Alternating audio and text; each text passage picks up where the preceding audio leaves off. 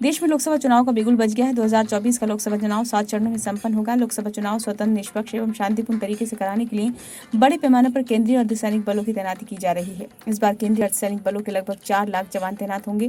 विभिन्न चरणों में केंद्रीय बलों 4,000 कंपनियों को त्वरित गति से पोलिंग स्टेशन तक पहुंचाने के लिए उन्हें एयरलिफ्ट किया जाएगा। निकटवर्ती चुनावी राज्यों में सुरक्षा बल ट्रेन और सड़क मार्ग के जरिए पोलिंग स्टेशन तक पहुंचेंगे। खास बात यह है कि इस बार पश्चिम बंगाल में केंद्रीय बलों में सबसे ज्यादा कंपनियां तैनात की जा रही हैं।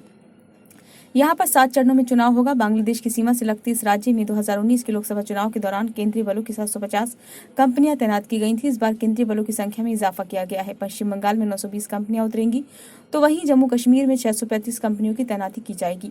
मुख्य चुनाव आयुक्त राजीव कुमार ने कहा, चुनाव के दौरान हिंसा को रोकने का खास इंतजाम किया गया है। हर जिले में एक कंट्रोल स्थापित होगा। इसके लिए डीएम और एसपी को सख्त हिदायत दी गई है। जिन राज्यों की सीमा अंतर्राष्ट्रीय बॉर्डर से लगती है, वहां पर ड्रोन से नजर रखी जाएगी। हिस्ट्री शीटर एवं दूसरे अपराधियों पर निगरानी रहेगी।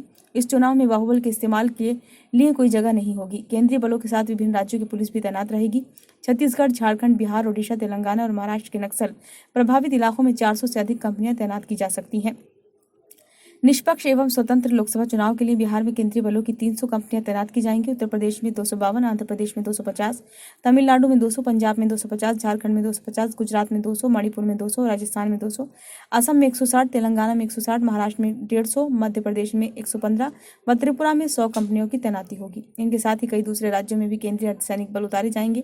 हरियाणा में केंद्रीय बलों की 95 कंपनियां, दिल्ली में 70, कर्नाटक में 70, उत्तराखंड में 70, केरल में 73, अरुणाचल प्रदेश में 75, लद्दाख में 55 और हिमाचल प्रदेश में 55 कंपनियां भेजी जा रही हैं। नागालैंड में 48, सिक्किम में 17, मेघालय में 45, दादरा और नगर हवेली में 14, गोवा में 12, मिजोरम में 15, चंडीगढ़ में 11, पुडुचेरी में 10, अंडमान एंड निकोबार में 5 और लक्षद्वीप में केंद्रीय बलों की 3 कंपनियां तैनात की जाएंगी। केंद्र सरकार के सूत्रों के मुताबिक इस बार पश्चिम बंगाल के केंद्रीय बलों की ज्यादा कंपनियां तैनात की जा रही हैं। 920 कंपनियों के अलावा स्ट्रांग रूम की सुरक्षा के लिए भी केंद्रीय बलों को तैनात किया जा रहा है। इसके लिए केंद्रीय बलों की 22 अतिरिक्त कंपनियां पश्चिम बंगाल में भेजी जाएंगी।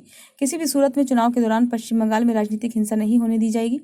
हर पोलिंग स्टेशन पर केंद्रीय अर्धसैनिक बलों की तैनाती होगी। राज्य में केंद्रीय सशस्त्र बल की लगभग 200 कंपनियां पहले ही तैनात की जा चुकी हैं। संदेश खाली के आसपास 1.5 दर्जन कंपनियां तैनात हैं। मुख्य चुनाव आयुक्त राजीव कुमार ने पश्चिम बंगाल के दौरे के दौरान राज्य की प्रशासनिक मशीनरी को कठोर संदेश देते हुए कहा था कि किसी भी कीमत पर चुनाव में हिंसा नहीं होनी चाहिए।